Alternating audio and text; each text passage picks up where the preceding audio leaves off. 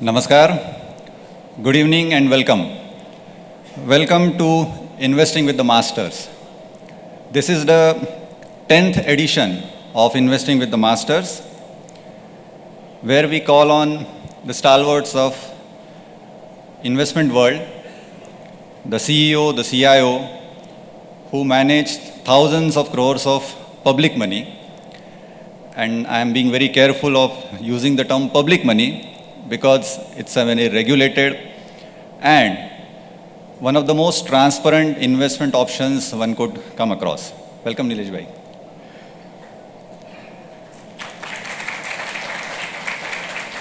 I am Parag Paranspe, and on behalf of Team Think, I welcome all of you. Today is no different. We have another investment veteran, Mr. Nilesh Shah, who was gracious enough to accept our invitation and address us on the investment principles and share his vast experience of investment.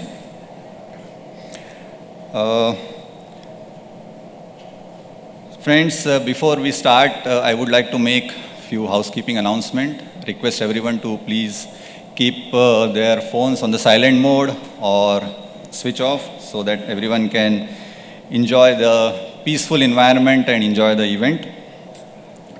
First of all, it's heartening to see so many of you joining us on Saturday evening. We are absolutely honored and grateful to all of you and 4,000 plus families who are comfortable enough to talk about money, their personal finances with us. This is the trust which is the biggest motivator for us to work hard and continue to deliver unbiased advice. And it is also a reminder to always be sensible in our approach. Because in the world of investment and finance, trust and transparency, these are two biggest and the most valuable currency which cannot be replaced with anything else. We are,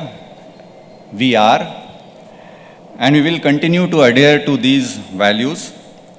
Our intentions will always be honest,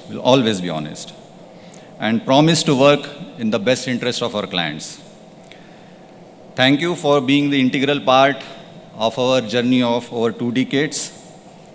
We are where we are, not because of any marketing or advertisement, but because of the faith which all of you have posed in us. And we are excited to continue to walk this path. So, बोल मैं रहा हूँ, शब्द भी मेरे हैं, but भावनाएं पूरे टीम थिंक की है. So thank you again, thank you very much. Before we move on, I would like to take a couple of more minutes.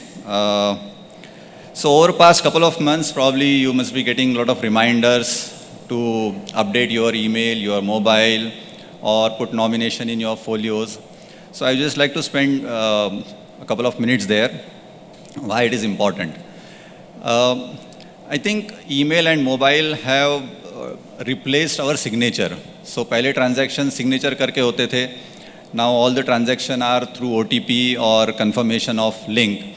So it is utmost important that the correct email ID and correct mobile number is registered in your folios. And over a period of time, what we have observed that updating your KYC is the most simplest, the easiest and the fastest way of updating across all mutual fund folios.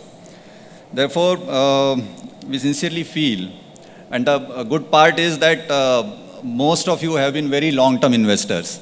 So someone invested in 2004, 5, 6, 10, 11. But the flip side is, at that time probably whatever was your email ID or mobile number, probably that has changed, or the bank with which you were dealing that got merged with some other bank, you have changed the bank, or because of the core banking, the numbers have changed. So that creates a lot of problem. So we sincerely request you to please do your KYC, and for that I request everyone that please do visit our office, and obviously with the supporting documents, PAN, Aadhaar, and photograph, so that we can complete your KYC, so that going forward, this shouldn't be any problem. Secondly, you will find a cloth bag on your chairs, and within that bag, there are two more bags, and idea is to obviously not use plastic, so that we can help protect our environment. More importantly, these bags have been manufactured by self-help group, women's self-help groups in Ramtek Taluka. So it's kind of support for their livelihood also. So please use these bags when you go for the shopping, and if at all you require few more, it's always there in the office, you can carry them. Also in the bag is one very interesting folder, very creatively designed by Kotak Mutual Fund. It's an SIP calculator, and that explains a very powerful concept of compounding. So please have a look at it and experience how the compounding, which is the most fundamental of the concept of investing, can help create wealth for you. And third thing which is there in the bag is an organizer. And we have put in a lot of efforts in designing that organizer. आप सोच रहे होंगे कि अभी 2 minute पहले ये बोल रहा था कि ईमेल, मोबाइल, ये सब चीज़ें अपडेट करो, और अभी यहाँ पे हार्ड कॉपी दे दिया और कहा कि इसको भर दो. So both are important, because ये जो ऑर्गेनाइज़र आपको दिया हुआ है, it is basically the summary, and the idea is to keep everything at one place. Unfortunately, last 2-3 years, we have observed the importance of keeping all the financial records at one place. We have seen some unfortunate events where people don't know a person has dead, and then no information is available about his or her investments. So maybe you can just browse through it. Just for example, simple thing like if you have created will or not. If at all you have created will, then who is the executor? Where the will is kept? Or who is the person in case of emergency somebody should contact? For example, simple thing like bank. You have 2 accounts in the same branch where you also have a locker, but you are under the impression that the locker rent is going from account A, but actually it is getting debited to account B, and you don't keep balance in account B. So all these things, they keep on happening. So we have made provision for that also, small thing. Or if you have online trading accounts, what is the registered email ID or custody ID or registered mobile number? Same thing applies to mutual funds also, because if your email is correct and PAN is linked, then all the mutual funds data can be retrieved.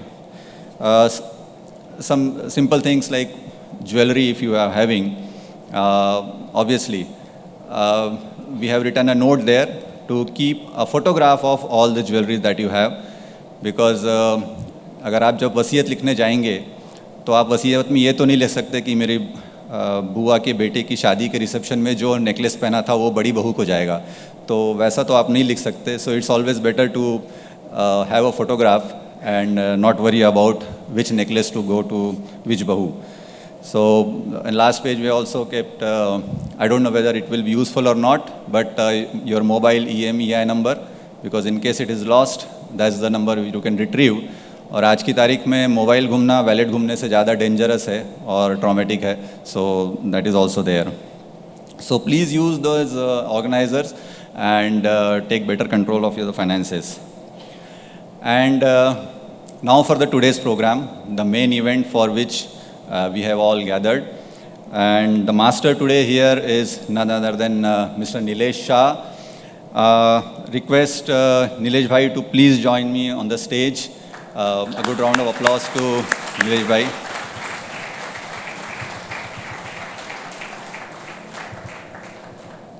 We also have Oves and Arun. Please, you also join here. And I request Saurabh to please welcome Nilesh Bhai with a floral bouquet, and also Oves and Arun.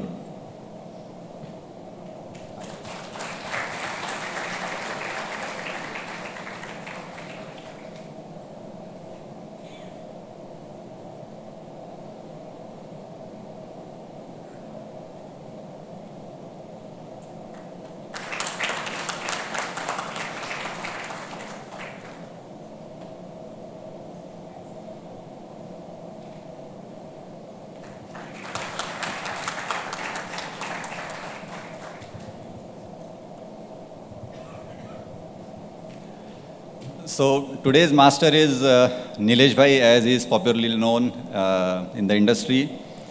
He is the CEO and MD of Kotak Mutual Fund, and we have few things in common.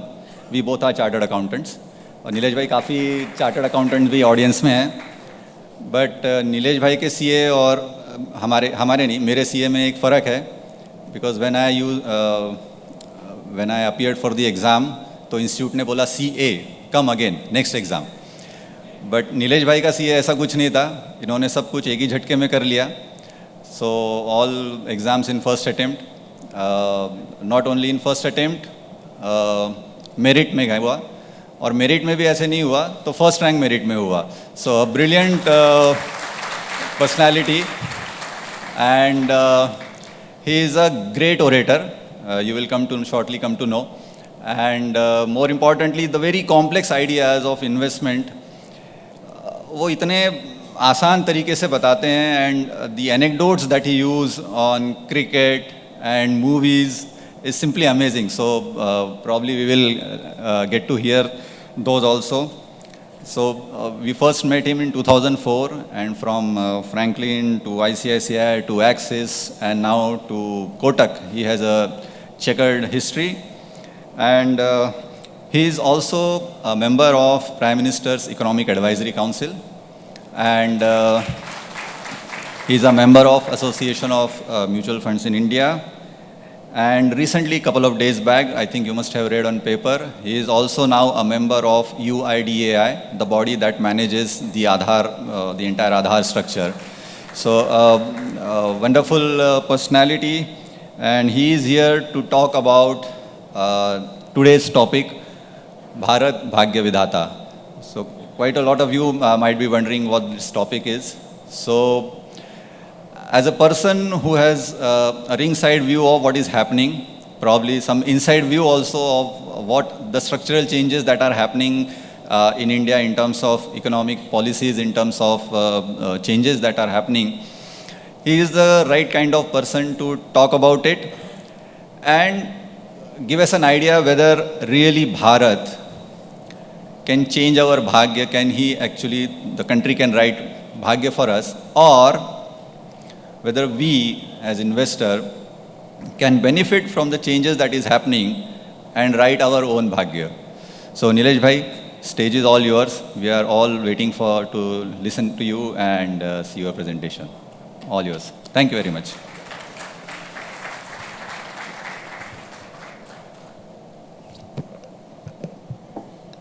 Hi, very good evening to all of you. माझ्या मराठी इतक्या चांगला नाही आहे, म्हणून मी हिंदीमध्येच वार्ता करून थोड़ा पास mark मिल जाएगा.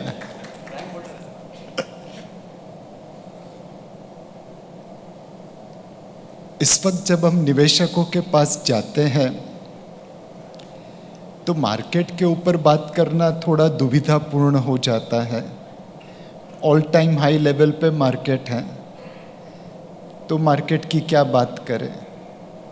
और दूसरा, ऑडियंस में बहुत सारे लोग ऐसे हैं जो ऐसे स्टॉक को जानते हैं जो कल या परसों बढ़ने वाले और जो हमें मालूम नहीं है.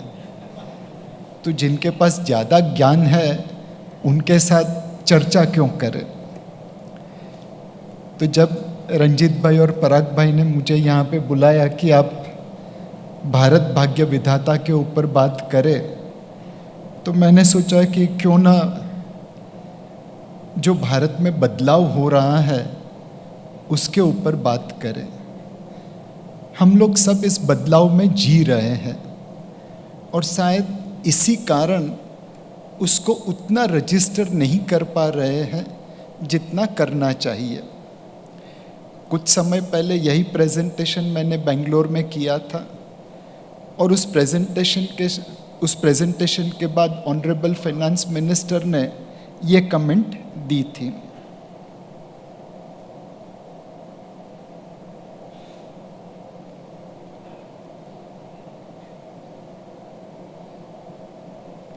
Can we play the audio? Chamraj Padiyar, eminent CXOs and CFOs, the organizers, WMG. Thank you for giving this opportunity to be here today.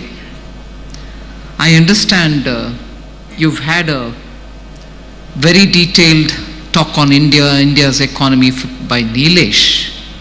After Nilesh's talk, as I was commenting to him, I'm not sure there's not much that anyone else can add. He's got a 360-degree view of the Indian economy, and therefore you did the right thing by having him here and getting his view. He's in the part of a panel of advisors to the Prime Minister and just the right person to give you a perspective. So मैंने सोचा जो presentation finance minister ने पास कर दिया वो आप लोग भी जरूर पास कर देंगे। अगर हमारे ट्रांसफॉर्मेशन को देखना है तो इस मैगजीन के 2 कवर में भारत का ट्रांसफॉर्मेशन दिखता है। पहले उसे हम हाथी लगते थे, जायंट बट स्लो मूविंग। अब उसे हम टाइगर लगने लगे हैं, फास्ट मूविंग एंड एग्रेसिव। ये बाहर वालों का नजरिया है हमारे तरफ,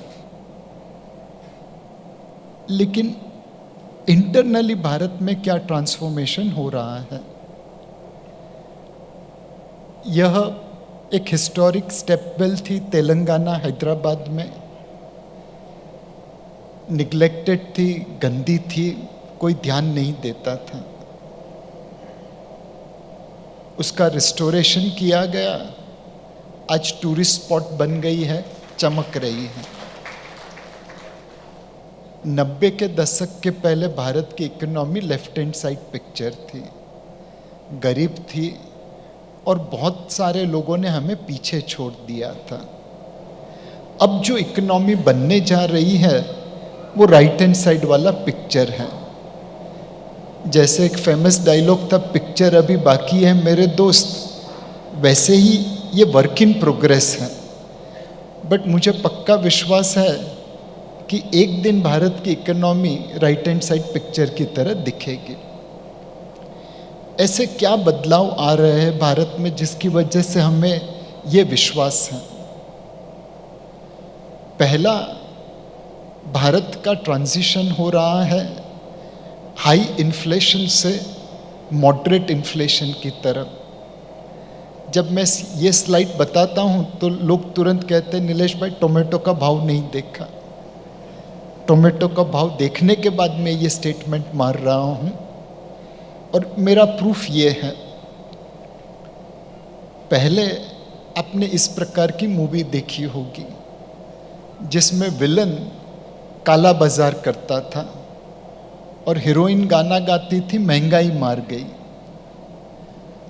अब अपने याद करिए लास्ट कौन सी हिंदी मूवी में या मराठी मूवी में विलन काला बाजार करता था और हीरोइन महंगाई मार गई के गाने गाती थी। अब टेररिस्ट विलन होता है, पॉलिटिशियन विलन होता है, कभी कभी पुलिस वाला भी विलन होता है, बट काले बाजार करने वाला विलन नहीं होता। यही दिखाता है कि हमारे यहाँ पे महंगाई कम हो गई है। इनफैक्ट पिछले 22 महीनों में 18 महीनों तक भारत की महंगाई अमेरिकन महंगाई से कम थी।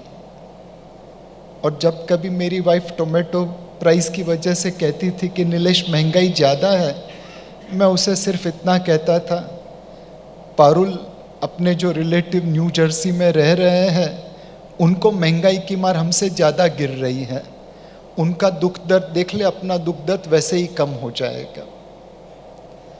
सो भारत का एक ट्रांजिशन हाई महंगाई, डबल डिजिट महंगाई से मिड सिंगल डिजिट, लो सिंगल डिजिट महंगाई की तरफ हो रहा है और इससे हमारी इकोनॉमी का फाउंडेशन मजबूत बन रहा है।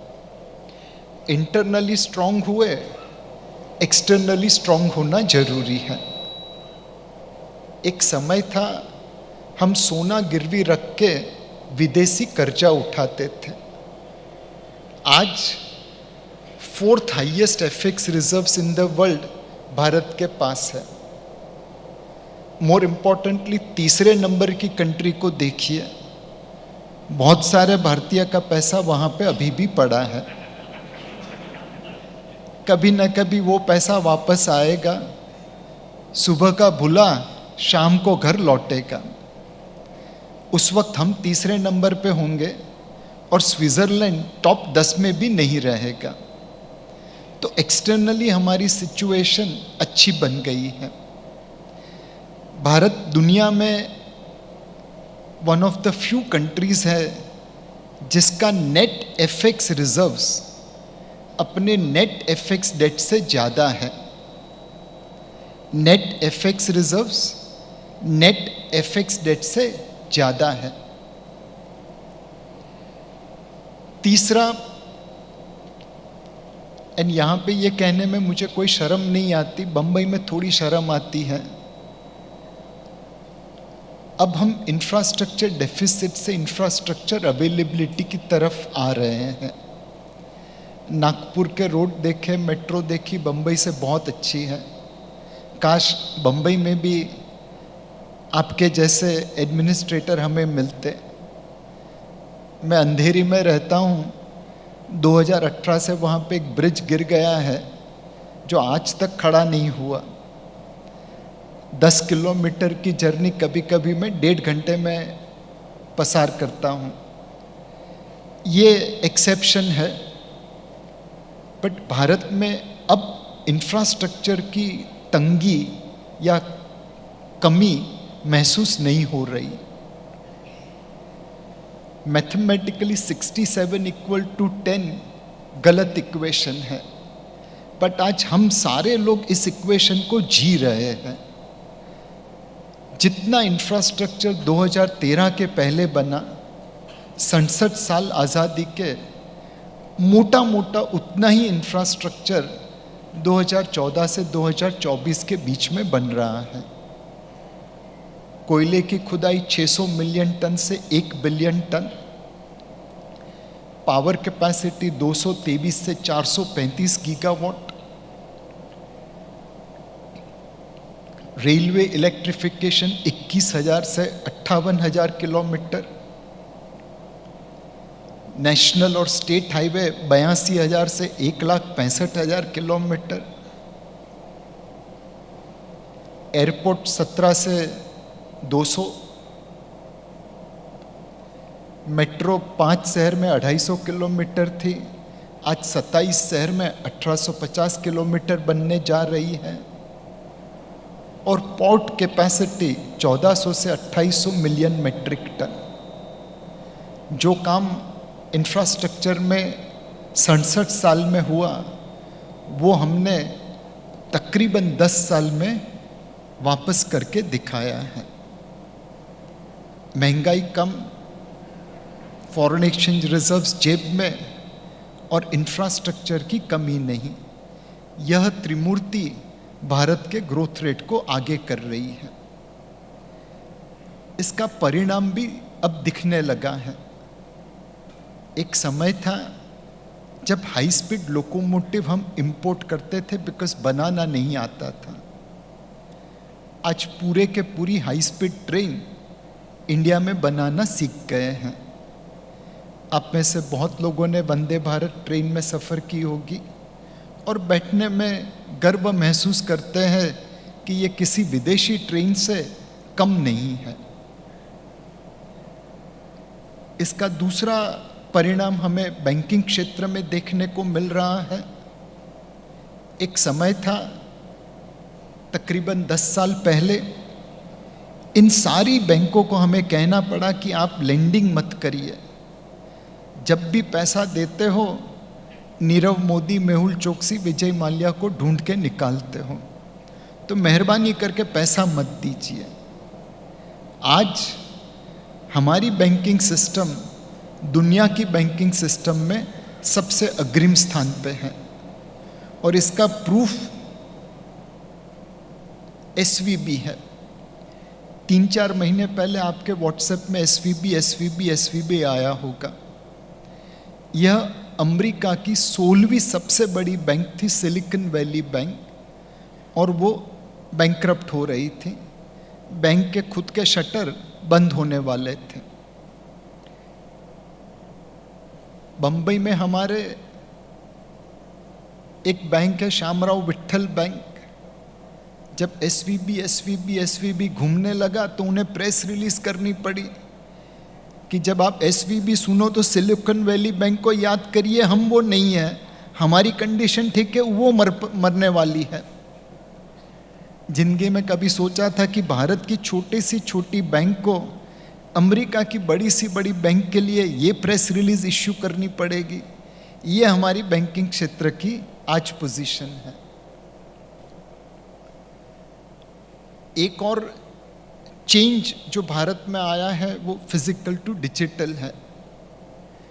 कुछ समय पहले मैं अमेरिका गया था।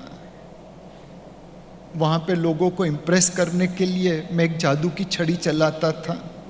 अपना मोबाइल खोलता था, उसमें से भीम एप्लीकेशन खोलता था और 10 रुपया मेरे कलीग के बैंक अकाउंट में ट्रांसफ़र कर देता था।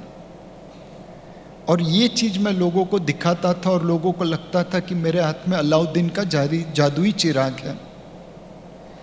अमेरिका में अगर आपको एक बैंक से दूसरे बैंक अकाउंट में सेम डे, सेम टाइम नहीं, सेम डे पैसा ट्रांसफ़र करना है तो $30 बैंक चार्ज देना पड़ता है।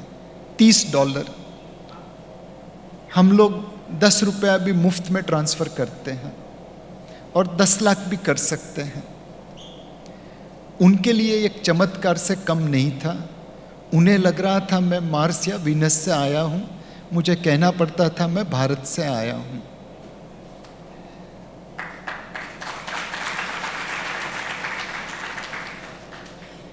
आज डेटा यूसेज में हम अमेरिका और चीन इन दोनों से ज़्यादा डेटा यूज़ करते हैं। डिजिटल ट्रांजैक्शन में 41% ग्लोबल मार्केट शेयर है और 2014 में जो 800 मिलियन ट्रांजैक्शन थे वो आज 48 बिलियन ट्रांजैक्शन हो चुके हैं। हमारी Bhim UPI global payment system में सबसे अव्वल दर्जे पे है। इसके पहली बार जब अमेरिका गया था तब भी फोन दिखा के चमत्कार दिखाता था। उस समय कोविड का जोर था तो किसी रेस्टोरेंट में जाना हो, एयरपोर्ट में जाना हो तो वैक्सीनेशन सर्टिफिकेट दिखाना पड़ता था। हमारे होस्ट, हमारे कलीग अपनी जेब से बड़े संभाल के वो एक कापली निकालते थे जो अमेरिका का वैक्सीनेशन सर्टिफिकेट था। मैं इज्जत से एक व्हाट्सएप मैसेज करता था, वैक्सीनेशन सर्टिफिकेट मंगाता था और उनको दिखाता था और कहता था तुम्हारे अमेरिका में आज भी पेपर चलता है, मेरे इंडिया में हम डिजिटल युग में जी रहे हैं। इतना मज़ा आता था पूछे मत। भारत डिजिटल क्षेत्र में बहुत आगे बढ़ गया है और इसके लिए हमें लगता है कि हमारा ग्रोथ सस्टेनेबल होगा। उसी डिजिटल का एक जो फायदा दिख रहा है कि हमने मिडल मैन की कटौती कर दी। एक समय था 100 रुपये दिल्ली से निकलते थे और लोग सोचते थे, अनुमान लगाते थे 15 रुपया रेसिपिएंट के हाथ में आता है। आज जनधन, आधार और मोबाइल, यह जाम की ट्रिनिटी की वजह से दिल्ली से जो 100 रुपया निकलता है पूरा का पूरा कस्टमर के बैंक अकाउंट में शिफ्ट हो जाता है। पिछले 9 सालों में $310 बिलियन लोगों के अकाउंट में शिफ्ट किए गए और मिडलमैन को एलिमिनेट किया गया। एक, लोगों को बेनिफिट ज़्यादा पहुंचा, ज़्यादा लोगों को बेनिफिट पहुंचा और जो पैसा बच गया वो हम इंफ्रास्ट्रक्चर में लगा के 67 साल का काम 10 साल में करने लगे।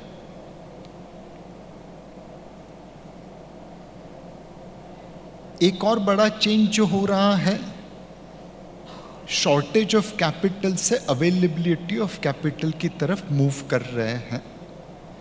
60, 70, 80, 90 के दशक में हमारी टैलेंट बाहर चली जाती थी, चाहे सत्या नाडेला हो, सुंदर पिचाई हो या अरविंद कृष्णा हो। आईआईटी में पढ़ते थे, आईआईएम में पढ़ते थे और फिर अमेरिका की फ़्लाइट लेके या यूरोप की फ़्लाइट लेके निकल पड़ते थे। वहाँ पे जाके फॉर्च्यून 500 कंपनी चलाने लगे। उनकी बुद्धि का फ़ायदा अमेरिका को मिला। आज ये लोग भारत में रह रहे हैं। आज सुबह इकोनॉमिक टाइम्स में मैं शांतनु नारायण, अडोबे के सीईओ का इंटरव्यू पढ़ रहा था और उसने कहा था कि मेरे समय में न भारत में कैपिटल था, न टैलेंट था, इसलिए मैं अमेरिका चला गया। बट अगर आज मैं आईआईटी से पास होकर निकलता तो भारत में ही रहता, अमेरिका जाने की ज़रूरत नहीं है। कल का सत्या नाडेला, कल का सुंदर पिचाई, कल का शांतनु नारायण, कल का अरविंद कृष्णा भारत में रह के काम कर रहा है और भारत में फॉर्च्यून 500 कंपनी बनाएगा। और हम लोग फिर अमेरिकन और यूरोपियन लोगों को शायद नौकरी देंगे अगर वो हमारी तरह काम करने के लिए तैयार होंगे। आज भारत में 90,000 से ज़्यादा स्टार्टअप्स हैं। उन्हें 140 बिलियन डॉलर की फंडिंग मिली है और उसमें से 100 से ज़्यादा स्टार्टअप यूनिकॉर्न बन चुके हैं। ब्रोकिंग एक ज़माने में गुजराती, मारवाड़ी और बम्बई के लोगों की इंडस्ट्री थी। बेंगलोर में नितिन और निखिल कामत ने पूरी इंडस्ट्री को हिला दिया बाय लॉन्चिंग ज़ीरोधा। आज वो भारत का यूनिकॉर्न बना है। किसी ने सोचा था कि बेंगलोर में बैठ के ये लोग ब्रोकिंग इंडस्ट्री को हिला देंगे? गांव-गांव, शहर-शहर में इस प्रकार के एंटरप्रेन्योर्स अलग अलग प्रकार की कंपनी बना रहे हैं। आज यहाँ आने से पहले मैं सोलार एक्सप्लोसिव गया था, मनीष नुवाल एंड सत्यनारायण नुवाल जी से मिला। उन्होंने जो एक्सप्लोसिव कंपनी बनाई है वाकई एक्सप्लोसिव है। शायद ही दुनिया में कोई दूसरी कंपनी उस प्रकार की होगी। कभी सोचा नहीं था कि नागपुर में बैठ के वो लोग ग्लोबल लेवल की, ग्लोबल स्केल की कंपनी बना पाएंगे। जो सत्यनारायण जी ने नागपुर में किया, जो नितिन कामत, निखिल कामत ने बेंगलोर में किया, वो भारत के गांव-गांव, शहर-शहर में होगा। बिकॉज आज टैलेंट के पास अगर बिजनेस आइडिया है तो प्राइवेट इक्विटी और वेंचर कैपिटल पैसा देने के लिए खड़े हैं। ये सारी चीज़ों का फ़ायदा हमें ग्रोथ में दिख रहा है। पहले हम स्लो लेन में दौड़ते थे, अब फास्ट लेन में आ गए हैं। मंजिल बहुत दूर है। आज भी हम एक डेवलपिंग इकोनॉमी है और बहुत सारे देश हमसे बहुत आगे हैं, लेकिन हर साल हम उनसे डिस्टेंस कम कर रहे हैं। एक ब्रिक्स करके क्लब है जिसके लिए प्राइम मिनिस्टर अभी साउथ अफ्रीका गए थे। Brazil, Russia, China, India, south Africa. 2008 में भारत की इकोनॉमी ब्राज़ील और रशियन इकोनॉमी के 1/3 के बराबर थी। 2022 में हम मोटा मोटा उनके बराबर हो गए हैं। उम्मीद करते हैं नेक्स्ट टाइम हमारे प्राइम मिनिस्टर ब्रिक्स में जाएंगे तो हम इनसे दुगने हो जाएं। सो ब्रिक्स क्लब में भारत सबसे तेज गति से ग्रो करने वाली इकोनॉमी बन गया है। G5 है, Italy, England, Canada, France, Germany. ये सारे देश अमेरिका की तुलना में डी ग्रो हो रहे हैं ओवर लास्ट 20 ईयर्स। भारत उनके सामने ग्रो हो रहा है। तो G5 में भी भारत फास्ट ग्रोइंग है, ब्रिक्स में भी भारत फास्ट ग्रोइंग है। और इस ग्रोथ की जिम्मेवारी सिर्फ टाटा, अंबानी, अडानी की नहीं है, उसके पीछे पीछे बाकी लोगों का भी उतना ही सहारा है, उतना ही कंट्रीब्यूशन है। Let's talk about Amul.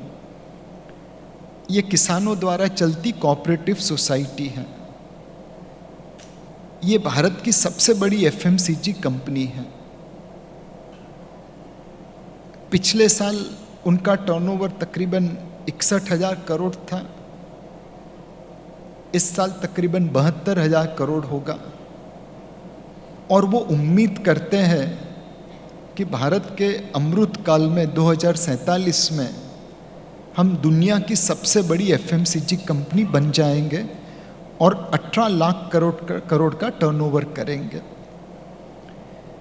ऐसा स्टेटमेंट आता है तो पहले लगता है ये मुंगेरी लाल के हसीन सपने हैं या सेक चल्ली होगा, बट अमूल ने तो चमत्कार करके दिखाया है।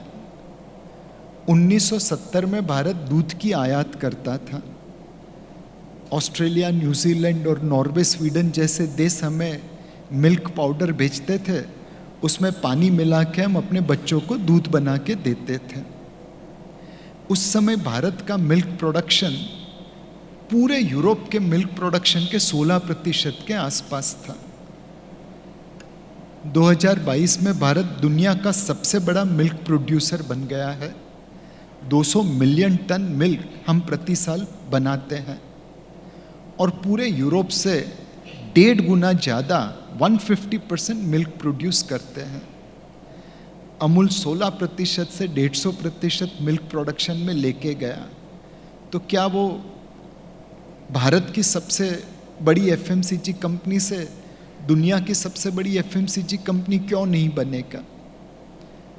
आप लोग सब देखेंगे आने वाले 25 सालों में एक दिन ऐसा आएगा, हम न्यूयॉर्क, लंदन, पेरिस या सिंगापुर में जाएंगे और गर्व से कहेंगे अमूल मस्का वाली पाव भाजी देना, और वो आपको सर्व करेगा।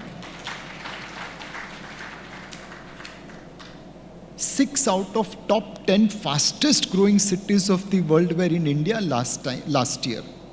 6 out of top 10 fastest growing cities. And ये सालों साल चलने वाला है। यहाँ से कोई अहमदाबाद, जयपुर, सूरत से है?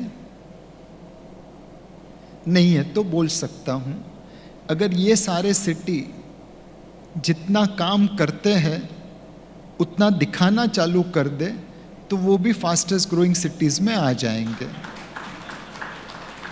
तो ऑफिशियली 6 out of 10 है, unofficially may be 8 out of 10 और 9 out of 10 fastest growing cities Bharat में है। हमारी कंपनीज अच्छा कर रही है, हमारे शहर अच्छा कर रहे हैं और हमारे स्टेट भी पीछे नहीं है। हम महाराष्ट्रियंस आज उतना जीडीपी, उतना कारोबार करते हैं जितना पूरा भारत 2005 में करता था। 2005 में सारे भारतीय इंक्लूडिंग महाराष्ट्रियंस मिला के जितना जीडीपी करता है उतना आज हम महाराष्ट्रियन सिर्फ कर रहे हैं। यूपी और उत्तराखंड 2001 में कंबाइन था, वो 2001 के भारत के बराबर हैं। तमिलनाडु, कर्नाटक और गुजरात 2000 के भारत के बराबर हैं। अगर हम लोग आने वाले 20 सालों में ऐसे ही काम करते रहे, हमारी आंखों के सामने सिर्फ ये 6 राज्य 5 भारत आज के जैसे खड़े कर देंगे। हमारी आंखों के सामने अगर हम इसी तरह काम करते रहे तो आज से जैसे 5 भारत सिर्फ ये 6 राज्य खड़ा करेंगे। बाकी 23 राज्य भी तो कुछ कर रहे हैं। हम अपनी आंख के सामने भारत को मल्टीपल टाइम्स बनता देखेंगे। और ये ग्रोथ हम प्रूडेंस के साथ ला रहे हैं।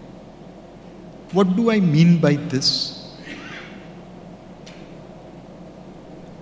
दुनिया के बहुत सारे देश अपने बच्चों का भविष्य गिरवी रख के अपने वर्तमान को चला रहे हैं। $1 की जीडीपी खड़ी करने के लिए $2, $3, $3.5, $4 का डेट लेते हैं। कौन माँ बाप अपने बच्चों को दांव पे लगा के अपना वर्तमान चलाएगा? ये सब इस कंट्रीज के पेरेंट्स कर रहे हैं। हम लोग अपने बच्चों की आंख में आंख डाल के बात कर पाएंगे? बेटा, तुम्हारा भविष्य गिरवी रख के हम अपना वर्तमान नहीं सुधार रहे हैं। भारत में जीडीपी ग्रोथ और डेट ग्रोथ ऑलमोस्ट टेंडम पे जा रहा है। जो भारतीय इन कंट्रीज में जा रहे हैं उन्हें ये पता नहीं है। आज नहीं तो कल उनके बच्चे वहाँ पे डेट बर्डन सहन करेंगे और हमारे बच्चों को हम आँख में आँख मिला के कह पाएंगे हमने तुम्हारा भविष्य दांव पे नहीं लगाया है। इसी चीज को दूसरे रूप में देखिए। कोविड क्राइसिस से लेकर सब प्राइम क्राइसिस तक 2008 से 2022 तक भारत एकमात्र मेजर इकोनॉमी है जिसने अपने डेट टू जीडीपी को इम्प्रूव किया है। हमारे पास सबसे बेस्ट डेट टू जीडीपी नहीं है, but directionally we are the best. बाकी सारे देश अपने बच्चों का भविष्य गिरवी रख रहे हैं, हम ऐसा नहीं कर रहे हैं। अमेरिकन इकोनॉमी हमसे 7 गुना बड़ी है। हम $3.7 ट्रिलियन, वो $25 ट्रिलियन। उनका क्रेडिट कार्ड डेट हमसे 40 गुना ज़्यादा है। हमारा टोटल क्रेडिट कार्ड डेट मेरा आपका मिला के 25 बिलियन है, अमेरिका का $1 ट्रिलियन है। हमारे जो स्टूडेंट लोन है, बच्चों ने जो शिक्षा के लिए कर्जा लिया है, वो $18 बिलियन है। अमेरिका में वो $1.6 ट्रिलियन है, हमसे 90 गुना ज़्यादा। कौन से अमेरिकन बच्चे अपना एजुकेशन लोन कब चुकाएंगे, उसकी दुविधा अमेरिका को है। This is the best part about India. हमारा ग्रोथ प्रूडेंस के साथ है, इम्प्रूडेंस के साथ नहीं है। इन सम सेंस जो हम कर रहे हैं वो कोई नई बात नहीं है। 1800 साल तक भारत ही दुनिया की नंबर 1, नंबर 2 इकोनॉमी था। फिर 200 साल अंग्रेजों ने लूटा, 50 साल हमारी सोशलिस्ट पॉलिसीज ने हमें पीछे छोड़ दिया। 90 से हमने यू टर्न मारा और 2014 से एक्सीलरेशन किया। आज हम वहीं पे जाने की कोशिश कर रहे हैं जहां पे 1800 साल तक हम थे। क्या हमारी इकोनॉमी में सब कुछ अच्छा है? जी बिल्कुल ऐसा नहीं है। हर देश में कोई ना कोई चैलेंज तो रहती है। हमें भी कुछ चैलेंज का सामना करना है। पहला चैलेंज है, हमें गांधी जी को याद रखना है। गांधी बापू कह के गए थे, बी इंडियन बाई इंडियन। हम लोग ने उनके जाने के बाद समझा, बी इंडियन बाई चाइनीज। पिछले 8 सालों में हमारी ट्रेड डेफिसिट चाइना के साथ $500 बिलियन के आसपास है। कल को उठ के चाइना के साथ युद्ध होगा तो चाइना के सोल्जर बैनर लेके आएंगे, proudly sponsored by Indians, because हमारे पैसे से खरीदी हुई गोली हमें मारेंगे। How do we bring Chinese imports down? Priority number 1, be Indian buy Indian, swadeshi, उसको वापस अपनाना पड़ेगा। 2 इंडस्ट्री ऐसी है जहां पे हमने गांधी जी को सुन लिया, टॉयज एंड मोबाइल फोन्स। यहाँ पे नेट इंपोर्टर से हम नेट एक्सपोर्टर बन गए हैं। ये मैजिक बाकी सारे इंडस्ट्री में हमें करना है। दूसरा जो बड़ा प्रॉब्लम है, भारत की रिकवरी अनइवन हो रही है। Rich are becoming richer and poor are not becoming as rich as they should be. Pandemic के बाद ये अनइवन रिकवरी और बढ़ गई है। Rich and upper middle class are benefiting, that's why SUVs are selling more, but entry level 2-wheelers are not selling more. That's why bungalows and luxurious apartments are selling, but mass market housing are not selling. That's why premium brands, Rolex watch हुई, black label या white label whisky हुई, ये ज़्यादा बिक रही है, but mass market brand उतनी नहीं बिक रही है. हमें ये रिकवरी को इवन बनाना है, इक्वल बनाना है. आज की तारीख में हम इसको कैसे कर रहे हैं? 80 करोड़ भारतीय को फ्री फूड दे रहे हैं. बट जैसे अंग्रेजी में कहावत है, instead of giving a fish, teach a man fishing. Free food की जगह पे हमें जॉब्स क्रिएट करने हैं, ग्रोथ खड़ी करनी है. 1980 के दशक में भारत और चाइना सेम लेवल पे थे. आज वो हमसे 6 गुना बड़ा हो गया है. 40 सालों में चाइना ने हमें बहुत पीछे छोड़ दिया. कहाँ इक्वल थे, कहाँ पे 1/6 हो गए. चाइना क्यों हमें पीछे छोड़ के चला गया? बिकॉज वो मैन्युफैक्चरर टू दी वर्ल्ड बन गया, हम पीछे रह गए. जो गाड़ी हम 1980 में छोड़ चुके थे, आज 2022-23 में वापस आ गई है हमें पकड़ने के लिए. अब हमें चाइना +1 अपॉर्चुनिटीज को पकड़ना है. सैमसंग कंपनी का नाम आपने सुना होगा. ये 2 दशक पहले भारत में आई थी. कोरियन कंपनी है, mobile phone, TV, fridge, AC बनाती है. भारत में बना के ज़्यादातर भारत में बेचती है. भारत की सबसे बड़ी कंज्यूमर ड्यूरेबल कंपनी है और तकरीबन 1 लाख करोड़ का टर्नओवर है. हमारे यहाँ आने के बाद वो वियतनाम गई. वियतनाम में भी वही TV, fridge, AC, mobile phone बनाती है, बट पूरी दुनिया में बेचती है. आज उनका टर्नओवर वियतनाम में 5 लाख करोड़ है.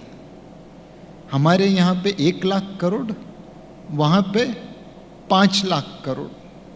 एंड क्या वियतनाम हमसे 5 गुना बड़ा है? जी बिल्कुल नहीं, वो हमसे 1/10 है. सो country which is 1/10 us, Samsung has 5 times more turnover. जब सैमसंग भारत में आया तो हम उसे उतना प्रोत्साहित नहीं कर पाए कि वो सारी चीज़ें भारत में बनाता. ऐसी गलती अब हमें नहीं दोहरानी है. और जो कंपनीज चाइना से बाहर निकल रही है, उन सबको पकड़ पकड़ के इंडिया में लाना है.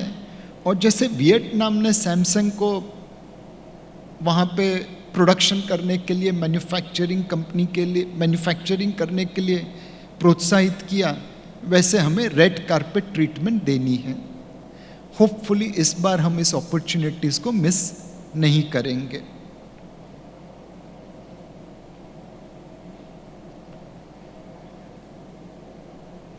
हमें इंडिविजुअल टू इंस्टीट्यूशन भी बनना है. डेमोक्रेसी में, कंट्री में 4 पिलर्स होते हैं: लेजिस्लेटिव, एग्जीक्यूटिव, जुडिशरी, प्रेस. ये सारे इंस्टीट्यूशन ड्रिवन कैसे बने? जब भारत ने रशिया से सस्ते तेल की आयात की तो एक नैरेटिव ये बना कि भारत विदेशी, अमेरिका और यूरोप जैसे विदेशी देशों के साथ गद्दारी कर रहा है. एक नैरेटिव ये बना कि अगर भारत रशिया से सस्ता क्रूड नहीं खरीदता तो क्रूड के दाम डबल डिजिट में नहीं रहते, ट्रिपल डिजिट में जाते, पूरी दुनिया का ग्रोथ अटक जाता. सो दुनिया के लिए भारत ने अच्छा काम किया बाय बाइंग रशियन ऑयल. कौन सा नैरेटिव चलेगा तो हमें फायदा होगा? Obviously second one. How do we present our story to the world? आज चंद्रयान 3 का सक्सेस सबको दिखता है, बट बीबीसी जैसे कुछ लोग हैं जो आज क्वेश्चन करते हैं कि अरे भारत में लोग भूखे नंगे हैं तो चंद्रयान पे पैसा क्यों खर्चा करते हैं? कैसे हम अपनी नैरेटिव लोगों को पेश करें और उन्हें प्रोत्साहित करें कि आप भारत में आके निवेश करिए। सो प्रेस का ये इम्पोर्टेंट रोल है, हमारे नज़रिए को दुनिया के सामने रखें।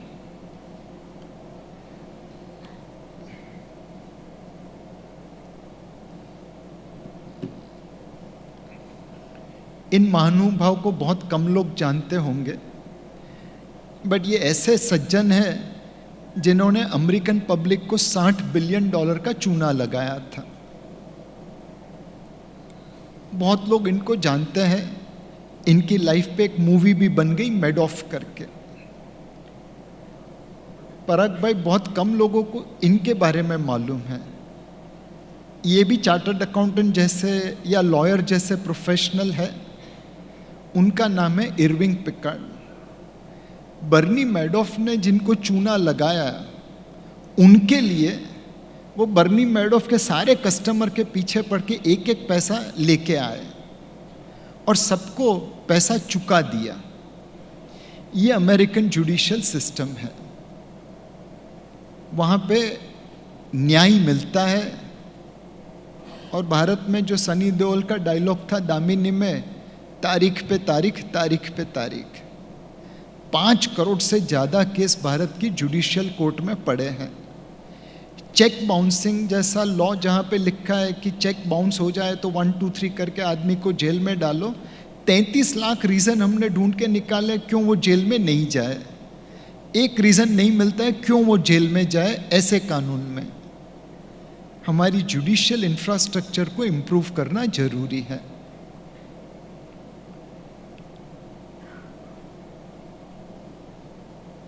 ये है R.K. राव। ये सूरत के म्यूनिसिपल कमिश्नर थे। 90 के दशक में जब सूरत में प्लेग हुआ तो 60% सूरती सूरत छोड़ के भाग गए। R.K. राव तो सूरत के नहीं थे, बट फिर भी वहाँ पे डटे रहे। उन्होंने सूरत की गंदी सिटी को क्लीन कर दिया, प्लेग से बचा लिया।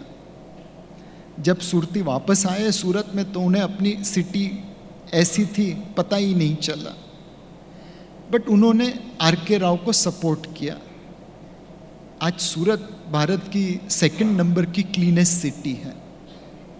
लोगों ने एग्जीक्यूटिव को सपोर्ट किया। ये हमारे बम्बई के डिप्यूटी म्यूनिसिपल कमिश्नर थे G.R. खैरनार करके। इन्होंने इल्लीगल एनक्रोचमेंट्स को हटाने के लिए फाइट चालू की। वेस्टेड इंटरेस्ट उनके खिलाफ हो गए और हम सारे बम्बई कर मुंबई कर भाग गए। उन्हें कोई सपोर्ट नहीं किया। ऑब्वियसली आज बम्बई में इल्लीगल एनक्रोचमेंट्स भरे पड़े हैं। एज ए सिटीजन हम एग्जीक्यूटिव्स को कैसे सपोर्ट करें? R.K. राव की तरह सपोर्ट करेंगे तो सूरत जैसी सिटी बनेगी, और मुंबई कर की तरह G.R. खैरनार को नहीं सपोर्ट करेंगे तो आज की मुंबई बन जाएगी। Finally legislature. वेनेजुएला के पास दुनिया का सबसे ज़्यादा ऑयल है और वो सबसे धनिक कंट्री बन सकता है, बट उनके वहाँ पे यूगो चावेस करके कम्युनिस्ट प्रेसिडेंट आ गए, सारी चीज़ें मुफ्त कर दी, पूरी कंट्री तबाह हो गई। आज एवरेज वेनेजुएलन का वेट 15-20 किलो कम हो गया है पिछले 10 सालों में। पराग भाई, लोग ट्विटर पे फोटो डालते, पहले ऐसा था अब मेरे जैसा है। एक कंट्री को कैसे तबाह करना है, Venezuela is the best example. दूसरा साउथ अफ्रीका है, 12 घंटे का पावर कट है। मुझे लगता था कि बम्बई के रोड ही चंद्रयान के लिए काफ़ी है, बट उन्हें जोहानिसबर्ग के रोड बम्बई से भी अच्छे मिले चंद्र की धरती के लिए। हमारे से ज़्यादा पोर्टहोल्स वहाँ पे हैं। ये 2 कंट्री दिखाते हैं कि अगर आपकी पॉलिटिकल पार्टी सही तरीका, सही रास्ता नहीं अपनाए तो अच्छे से अच्छे कंट्री की बैंड बजा सकते हैं। होपफुली हमारी जुडिशियरी, हमारी लेजिस्लेचर, हमारी एग्जीक्यूटिव और हमारी प्रेस हमारी स्टोरी को आगे करेंगे। एक हम सबका दायित्व है, आप में से कितने लोगों ने क्रिप्टो में ट्रेडिंग की है या निवेश किया है? कोई हाथ ऊपर नहीं करेगा पराग भाई, लेकिन सबको मालूम है सच क्या है। 18 करोड़ भारतीयों ने क्रिप्टो में ट्रेडिंग करके नुकसान किया है, 18 करोड़। और उसमें से बहुत यहाँ पे बैठे भी होंगे, खाली हाथ ऊपर नहीं कर रहे हैं। पराग भाई, एफएनओ में पोस्ट कोविड कितने लोगों ने ट्रेडिंग करके अपना फ्यूचर बर्बाद किया है? 10 करोड़ से ज़्यादा भारतीय रमी, पोकर और ड्रीम 11 जैसी गेम खेल के नुकसान करते हैं। केरला भारत का सबसे एजुकेटेड स्टेट है, उनका सालाना खर्चा लॉटरी में 15,000 करोड़ का है।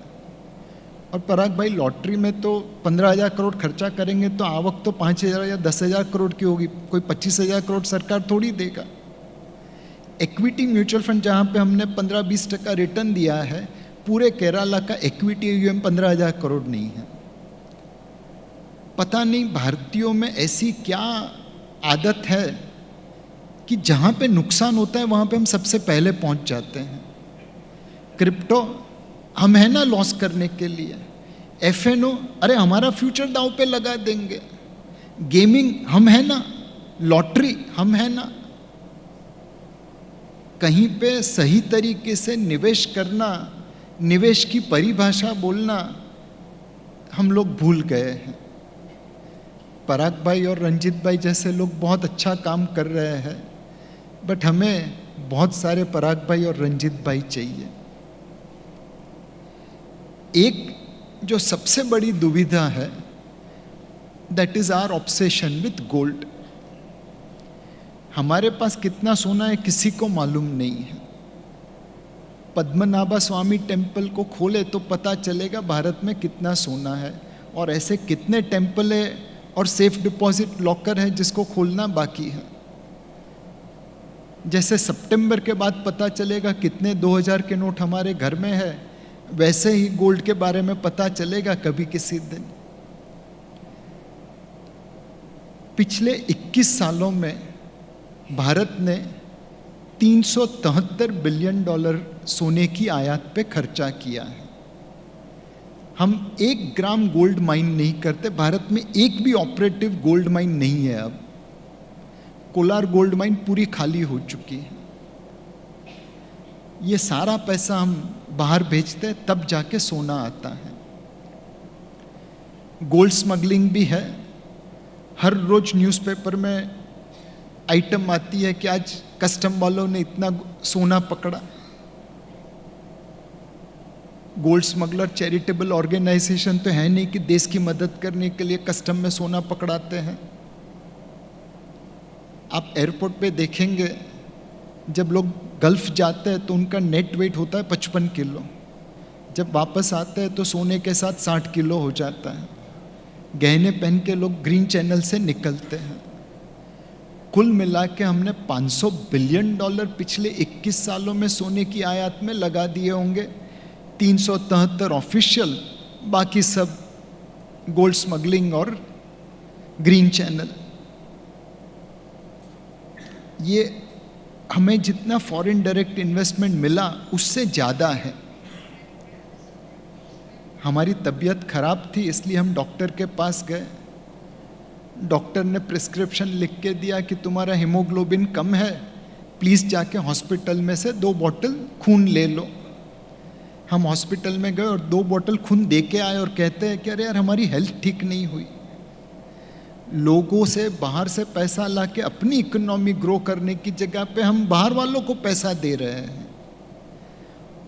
पराग भाई, आज नहीं तो कल हमें ये सारी चीज़ें बदलनी है। सोने में पैसा लगाए उससे अच्छा सोने जैसे बिजनेसमैन में पैसा लगाए तो भारत आज 5 से 6 ट्रिलियन डॉलर की इकोनॉमी वैसे ही हो गया होता।